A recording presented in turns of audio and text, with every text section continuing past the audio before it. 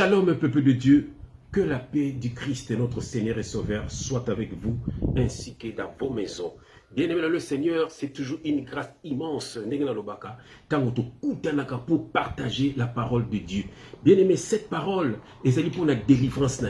Parole de Dieu, elle est pour la vie chrétienne. Elle est pour la bonne marche. Bana na satana baza ebele mission na bango ezali balongolo pembeni ya nzambe po bana ko beta yo po bana ko bloquer vie na yo et puis na souke okeneli felo yango moni nzamba tindi pe biso bandeko na yo to ya kofungola yo okabona na batu ya mabe okabona na makambo ya mabe oyeba kolanda Yesu po na suka okomona lola. Alléluia. Kokangama muto mokilité, kangama nde na Yesu. Batona ba yiwana o balinga bo benga bango ba papa, ce sont des voleurs, ce sont des brigands. Bien-aimé, Yesu même ngande ko landanga Yesu. Dalandaka Yesu. Natanga kaka ba ene nanga dans la forme ba koma, yango nazo te pe yo oyo ka makambo na loba po epotonga na misala esili nango bien-aimé le Seigneur. Bon Paul makambo yango fona zo sale moko yaka mikolonion, so yaka chaque dimanche po pesanga ba mbongo ata yo moko. Ozuma teke basa miyibi. Oh, bien-aimé, Paul m'a dit de maison en maison. Azok tinda partout, pour l'édifier. Simplement pour l'édifier. Alors, les Kambagopé, c'est un bon yangwana. C'est ça. Exactement. Il faut simba mosala na nzambe. Pesa mbongo pona mosala ya nzambe. Non, non, mosala nzambe, yemu ntasala mosala nae. Voilà. Yemu ngabatele misara batu pona mosala nae. Voilà. Bien-aimé dans le Seigneur, fungoma. Le loto kolobela, jette ton filet. Bien-aimé la kisinine, jette ton filet. Yoka teme kitoko. Oyo papa pisingana yako pisa yo. Jette ton filet. Nakobonde na komone Jésus Christ, éternel Dieu des armées. Papa, quelle grâce. Au télémisinga encore, papa, pour nous fungola bande kunanga yesambe. Et si kano so bazali, baeba ainsi dit l'Éternel. Bazala li susu ba aveuglete papa, bazali li susu na idolatrité, bazali li susu ba esclave ya bato mokilité nzambe, ya ba faux pasteur baza ko détruire ba foi na bango, mais bazala papa édifié balanda kakayo qui est le Seigneur des seigneurs, le Dieu de toute force, le Dieu de toute gloire, le créateur de toute créature papa. Tondi sanga na molimo santo nzambe. Que le Saint-Esprit parle pour l'édification de ton peuple. Au nom de Jésus-Christ, j'ai ainsi prié et nous disons Amen. Oh, bien-aimé le Seigneur, jette ton filet. Bien-aimé message qui toko, jette ton filet. Nini papa ninga le belo lelo. Na kozo verset na biso, na Jean 21. Bien-aimé, comment va verset oyo Jean 21? Na Jean 21, na kenango na verset 2 à 3.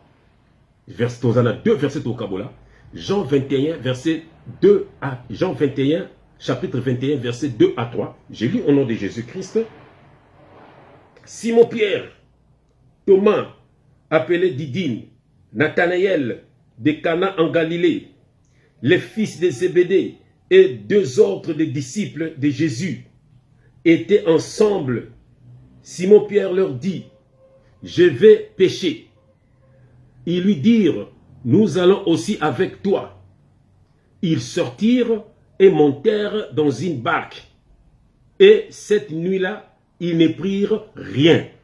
Bien-aimé, est-ce que vous comprenez les versets oyo? Simon Pierre n'a pas disciple mususu ya Jésus Christ. Bakenda ki ko péché. Simon alobinga na ke ko péché. Bango balobi toroya na yo. Bien-aimé, li lo banzambe lobi ke. Et cette nuit-là, ils ne prirent rien. Bien-aimé, ba péché boutou mobimba, mais bazu eloko mokote bien-aimé. Oh, bien-aimé, la kisinini. Nyonso osalaka na volonté, sans volonté à Yesu. Nyonso osalaka sans volonté à Nzambe. Bien-aimé dans le Seigneur, le boko ya Nzambe ezate. Yango oeshua mingi na vie na yo. Yango oeshua peut-être na mariage na yo. Yango oeshua peut-être na étude na yo. Yango oeshua peut-être na misala na yo. Peut-être na ba projet na yo. Peut-être na commerce na yo. Peut-être na santé na yo. Peut-être na makambo belé bien-aimé oeshua. Peu na nini o associé ki Jésus Christ te.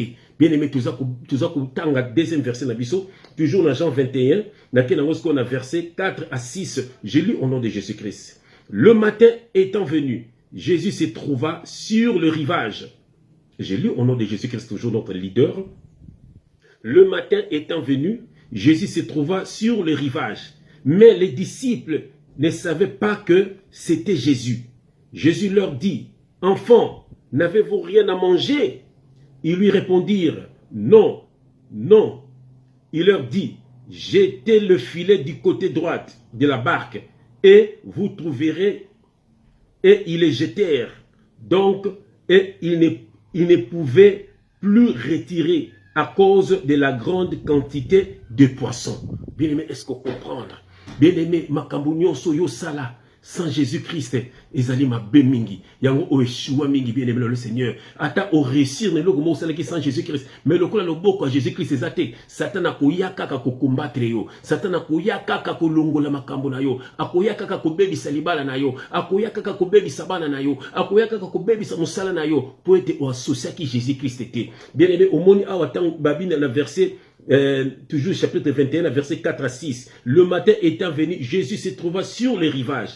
Et bomoni na tongo nango Yesu ayeba kutani na Yesu. Yesu atuni bango sosana nzala bandimi. Abila bango boboa ka filet. Oh bien aimé, mais butu mobimba babunda na ki bazwa ke lokote. Mais tango Yesu lobi bien aimé, Bible lobi ke tango baboa ki filet, ba komi ko benda, mo ba benda so esala kite pote ba mbisi baleka ki ebele. Oh bien aimé dans le Seigneur, yango toza ko loba lelo bien aimé. Oh bien aimé, à partir ya lelo associer Yesu na makambo na yo, associer Yesu na libala na yo.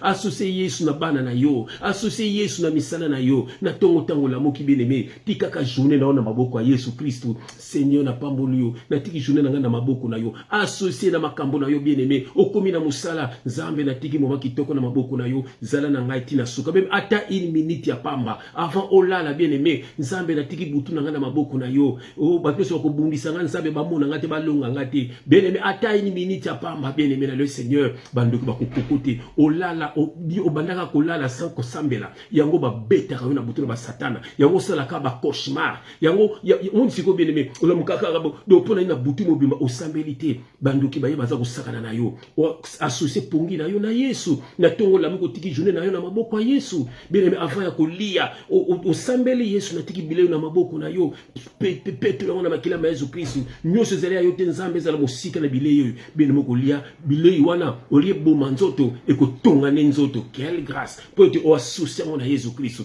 Bien aimé nyonso kosana mokili associé à Jésus Christ. Pour te bana satana baza ebele ataba kamare batambola na yo bien aimé même na buto lali o bien nzambe oh papa la kisanga état d'âme ya bande ko na ngai yoyo papa la kisanga état d'âme batu batambola na ngai nzamba ko la kisa yango tôt ou tard okomona ete otambola na bana satana yango ba mimoka na banganda yango ba mimoka na ba boîte de nuit balingi tozala na Yesu balingi te parce que mission na bango pour être na souka okele lifelo. Bien aimé, voilà, jette ton filet. Bien aimé dans le Seigneur, associé makambono na Yesu, okumona lipamboli ya Yesu, okumona kimia na libana na yo, okumona kimia na santé na yo, même nganga pese ordonnance. Tant ozo kele kosomba bakisi loba na Yesu, loba bakisi na tiko na maboko na yo, bakisi ebiki sanga. Bien aimé, okumona batuzo melaka bakisi na babika te, mais yo bakisi ne bikisi yo. Bien aimé, po nini o associé na Yesu.